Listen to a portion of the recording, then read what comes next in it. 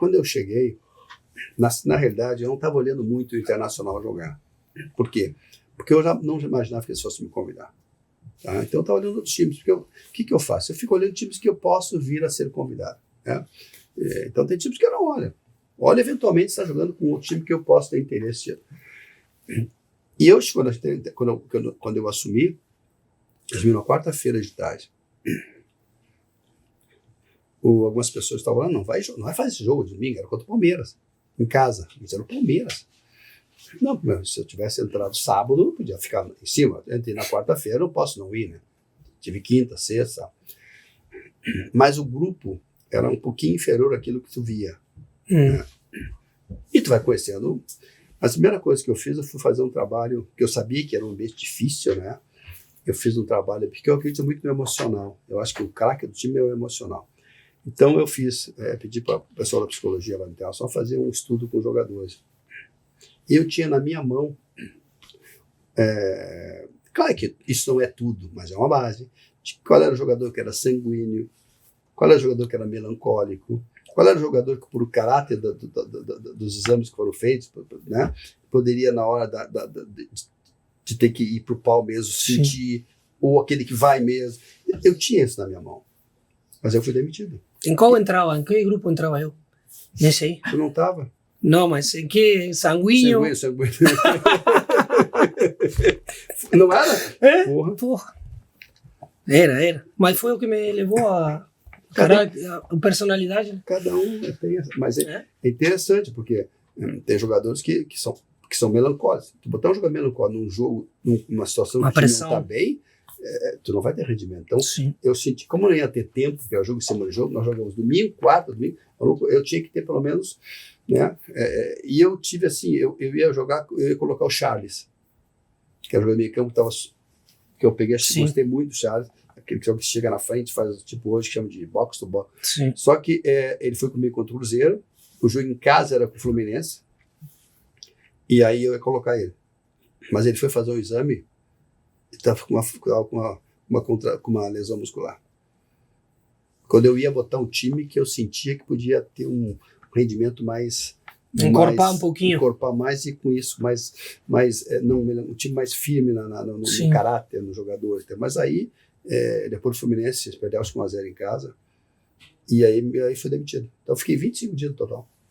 Agora, não posso não falar do nosso trabalho junto, né? E desse título no Olímpico.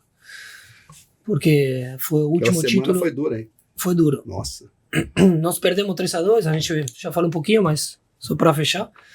Nós perdemos 3-2, um jogo que o Grêmio veio com tudo e a gente foi lá.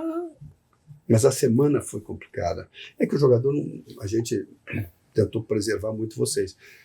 Mas eu lembro que na segunda-feira saiu uma matéria, na 0 Hora, dizendo o seguinte, que eu era um treinador apático, que eu não discutia com o juiz, que eu não discutia nada, e que o Renato era diferente, que ele discutia com o juiz e brigava, estava sendo matéria. E que ali saía como se o jogador tivesse falado isso. Como eu sabia que eu não tinha falado, porque eu tinha uma relação com você aberta, eu peguei a 0 Hora, falei pro Carraveta, Hélio, eu quero uma reunião com os atletas tá, antes do treino. Só eu e eles. Tá bem?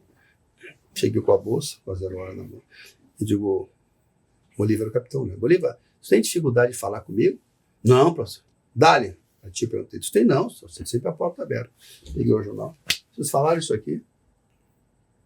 E fiquei olhando para eles. Os jogadores ficaram putos. Essa reação deles, isso aqui não foi jogador. Eu já sabia, mas eu vou mostrar para eles aqui o que nós estamos vivendo essa semana. Durou 5 minutos a reunião. Vamos treinar. E aí veio, né? Aí veio a semana complicada, porque tu enfrenta o Grêmio em casa. A gente ia de ponto, né? Ia de ponto. 45 mil pessoas contra 2 mil, nossa. Na época o Internacional estava... O Grêmio ganhando no Beira-Rio. Decidindo em casa. O Renato.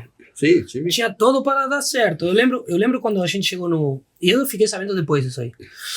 Quando a gente chegou no vestiário, tinha os pôster, lembra? Sim. Grêmio campeão... Grêmio campeão gaúcho 2011. Sim. Tava em todo o nosso vestiário isso aí. No chão. Mas eu mostrei para vocês É. a palestra, eu mostrei aqui, ó. Vocês têm 5 minutos de palestra. Eu peguei o assessor de imprensa, não vou esquecer o nome, eu gosto de esquecer o nome, porque o cara me ajudou muito. Hã? Rodrigo. Rodrigo veio em casa. Quando ele chegou lá em casa, ele tinha sido meu produtor na Rádio Gaúcho. Eu disse, Rodrigo, eu te pedi para tu vir aqui na minha casa pelo seguinte, eu não quero que vaze isso. Porque eu estou te trazendo na minha casa, não estou fazendo no vestiário, nem na minha sala. Eu quero algumas coisas que eu possa usar ou não de vídeo. Aí ele me trouxe 10 minutos. Não, muito.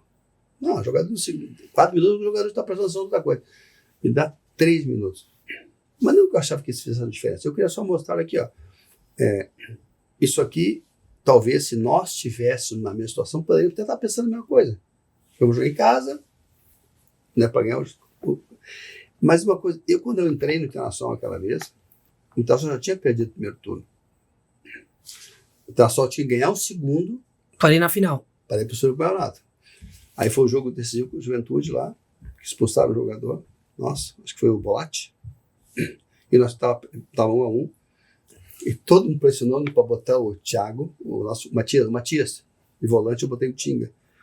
Que não ia nem viajar. Não estava na lista, sabia Tinga. Vai entrar assim. Eu quero que. Quando eu comecei da explicação, o Tinga, não, já sei, professor, que é isso aí.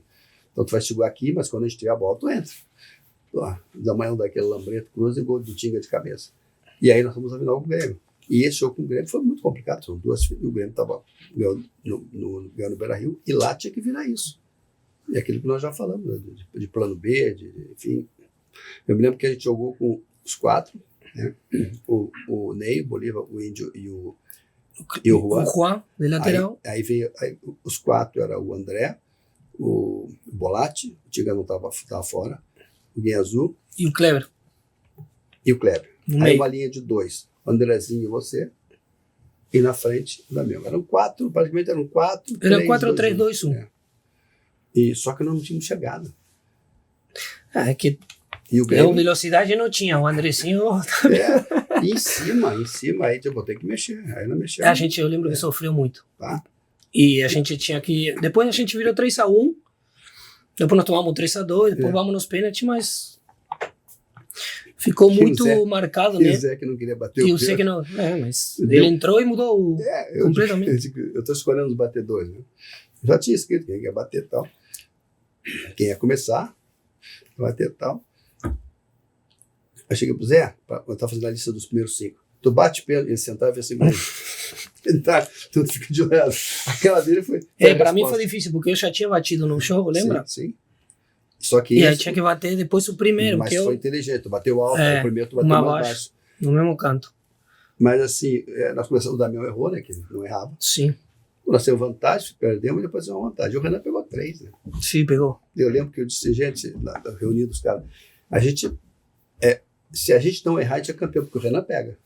E o Renan vinha de um problema familiar, tinha morrido, não sei se a mãe ou o pai. Sim, depois no gol, eu acho que no segundo gol do Grêmio escapa a bola dele. Ele só Lembra pega, que ele foge um pouquinho? É. Mas ele não salva depois nos pegou na 3. penalidade.